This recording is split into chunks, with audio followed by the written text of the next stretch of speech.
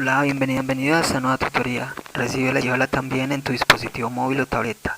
Recuerda, somos tutoría.co, comillas. Algunas personas solo hablan, comen, miran y esperan, sin un aliento de liberación, sin un germen de idea, solo con las mañas de la ignorancia, comillas. Como se observa en la figura, el ejercicio planteado consiste en realizar un algoritmo que permita demostrar la ley de Morgan. En este caso vamos a demostrar que la negación de A o B es igual a la negación de A y la negación de B. Planteamos la solución en un programa de 28 líneas. En la línea 4 vemos que a una variable A se le va a asignar una lista con dos valores, verdad y falso, es decir, true y false. Recuerde que en Python se usan listas de datos, pero eso puede representar matrices o vectores. En este caso tenemos una lista con dos datos, eso va a representar un vector de tamaño 2. Recuerde que los vectores son estructuras de datos estáticas. Las estructuras de datos permiten almacenar información de manera temporal mientras un programa se ejecuta. Es decir, acá estamos reservando espacio de memoria RAM. La línea 5 a una variable b la inicializa también con una lista con los mismos valores true y false. En la línea 6 a una variable c la va a inicializar con 4 valores, todos en falso. Y en la línea 7 a una variable d le va a asignar 4 valores, todos con verdad. Entonces los vectores c y d tienen cada uno de ellos un tamaño de 4. Estos dos vectores se usarán entonces como la tabla de salida para poder demostrar esta ley de Morgan. Lo que hay que hacer una vez estos vectores c y d se llenen es comparar posición respectiva de un vector con la posición correspondiente al otro vector. En caso de que los datos sean iguales todos, entonces la ley de Morgan será real. Pero si existe, por ejemplo, la posición 3 del vector c es diferente a lo que tiene la posición 3 del vector d, en caso de encontrarse una respectiva posición diferente entre los vectores c y d, quiere decir que la ley de Morgan no se cumple. Para llenar los vectores c y d, simplemente entonces lo vamos a hacer por medio de ciclos. Y recuerde que esos vectores lo que van a almacenar es valores lógicos, es decir, falso o verdad. En la línea 8 vemos que una variable iguales se inicializa en true, entonces esta variable iguales será de tipo booleano. Recuerde que las variables de tipo booleano solamente recibirán datos booleanos. Y en la línea 9 a una variable count le va a asignar el valor de 0. Este 0 se forza a ser de tipo entero, es decir, se hace un casting. Recuerde que un casting es una conversión forzosa de un tipo de dato a otro. En este caso convertimos el 0 a entero. Lo forzamos a ser entero. ¿Por qué? Porque la variable count se va a usar en operaciones aritméticas y por eso debe ser de tipo entero. Recuerde que en Python las variables no se declaran. Entonces, ¿de qué tipo de datos son? Es según el tipo de información que almacene. Entonces, entre las líneas 11 y 17 vemos una estructura repetitiva anidada. Recuerde que las estructuras repetitivas permiten ejecutar un conjunto de instrucciones repetidamente, aprovechando así la velocidad de procesamiento de datos de un computador. En este caso, línea 11, vemos un ciclo for cuya variable controladora es la x y va a tomar valores entre 0 hasta 1, es decir, 0 a 2. Mire la semántica de un ciclo for en Python. Es muy diferente a otros lenguajes. En otros lenguajes, recuerde que la variable controladora de un ciclo for tiene un valor de inicio, una condición de finalización y un valor de incremento o decremento. En este caso, un ciclo for en Python simplemente tiene un rango que va a tener un valor de inicio y de fin, y así automáticamente Python sabe desde dónde empieza la variable controladora hasta dónde va, y si tiene o no un incremento. Si no tiene incremento, entonces automáticamente se va a incrementar en 1. Las estructuras repetitivas o las sentencias condicionales en Python tienen la siguiente semántica. Mire, por ejemplo, en el ciclo for lo que se hace es establecer el ciclo for y la línea de código termina con 2 puntos, como se puede apreciar en la línea 11. Y todas aquellas líneas de código que pertenezcan a este ciclo van a llevar una tabulación. ¿Con qué? Con respecto a la línea del ciclo, es decir, la línea 13, que es otro ciclo for, mire que tiene una tabulación con respecto a la línea 11. Eso quiere decir que este ciclo for de la línea 13 pertenece al ciclo for de la línea 11. Es decir, en Python no se manejan bloques de código por llaves, sino por tabulación.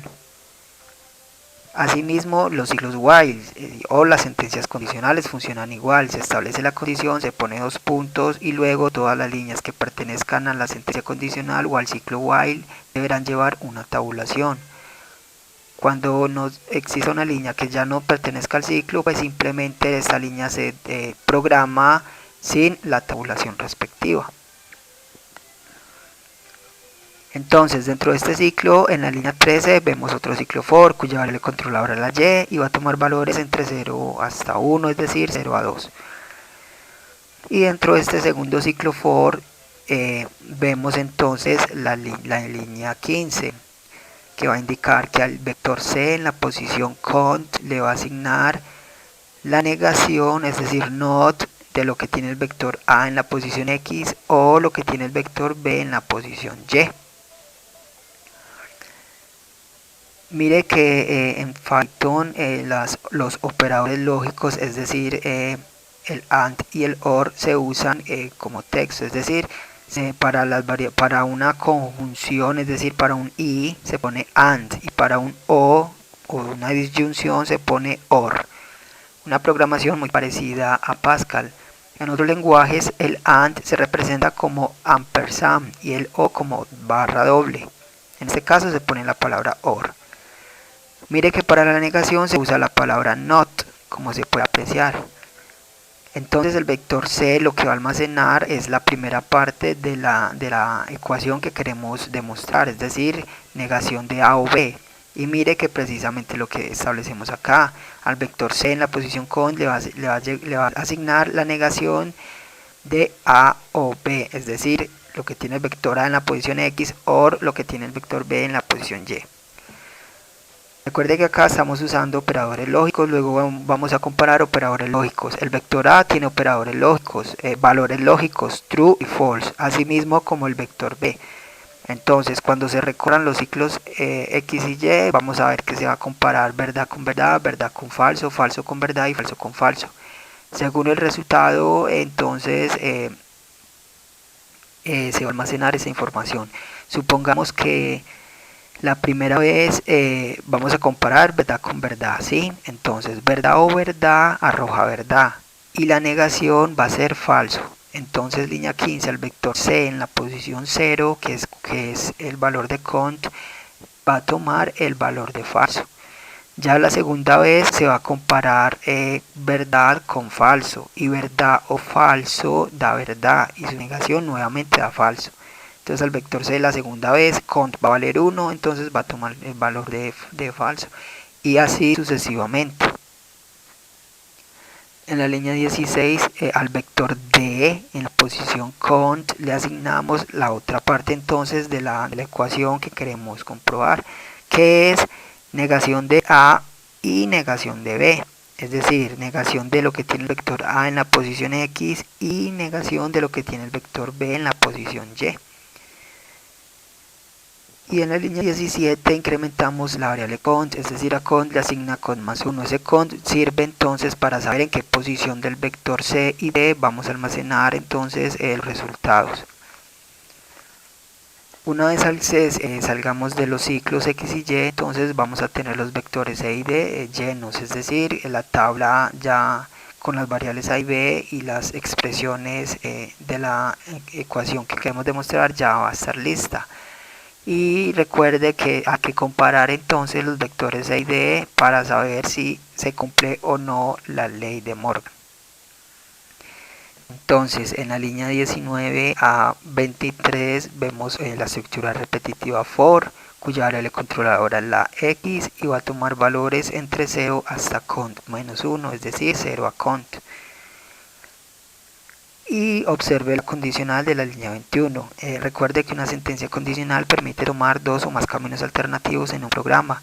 En este caso, si lo que tiene el vector c en la posición x es diferente a lo que tiene el vector d en la posición x, entonces, en caso de ser cierto, línea 22 a la variable iguales le lleva falso. Y línea 23 damos un break. Un break es una salida forzosa de un ciclo. Entonces, si se cumple la condicional de la línea 21 como cierta, ingresa y a la variable iguales le lleva falso y salimos del ciclo for, es decir, del ciclo esta de la línea 19. Y se va a imprimir entonces que el mensaje que la ley de Morgan no se cumple. Pero si no se encuentra que esta condicional es cierta, es decir, la de la línea 21, entonces después de haber recorrido ambos vectores e y d, entonces la ley de Morgan se cumplirá. Eso se puede apreciar en la línea 25 en la condicional. Mire esa condicional, simplemente se pone el nombre de la variable lógica, en este caso se llama iguales. Si usted pone el nombre de la variable lógica en un condicional, se está ahorrando usar el operador de igualdad. Es decir, usted pudo haber preguntado si iguales es igual a true, a verdad. O simplemente pone la variable iguales. Con eso está preguntando lo mismo. ¿Por qué? Porque automáticamente, por ser una variable lógica, la unidad aritmética interpreta esto como una igualdad.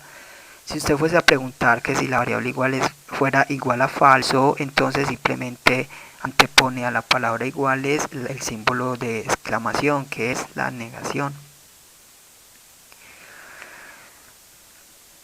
Y entonces se observa ahí que se imprime en la línea 26, la ley de Morgan se cumple si es verdad la variable iguales es igual a true. Mire que el método print lo que hace es mostrar un mensaje por la consola. Entonces este mensaje va entre comillas dobles. Se puede mostrar también variables. Para separar el texto de las variables se usa el símbolo de suma. Y recuerde que si la variable no es de tipo string, hay que hacer un casting a tipo string, porque el método print imprime texto. Mire que esta sentencia condicional de la línea 25 nos lleva a tabulación con respecto al ciclo for de la línea 19, es decir, esta condicional no pertenece a ese ciclo for. Así es como semánticamente Python maneja entonces las estructuras repetitivas y las sentencias condicionales. Esta fue la tutoría del ejercicio: realizar un algoritmo que permita demostrar la ley de Morgan. Repasa la teoría, resuelve nuestro test y practica un algoritmo en el tablero. Si esto te gustó o no, te invitamos a discutirlo y a valorar la experiencia de esta tutoría. Recuerda, somos tutorías.co, trinamos como @tutorías, posteamos en Facebook y Google Plus como Tutorías Colombia. Pregúntanos, contáctanos, haz parte de nuestra plataforma.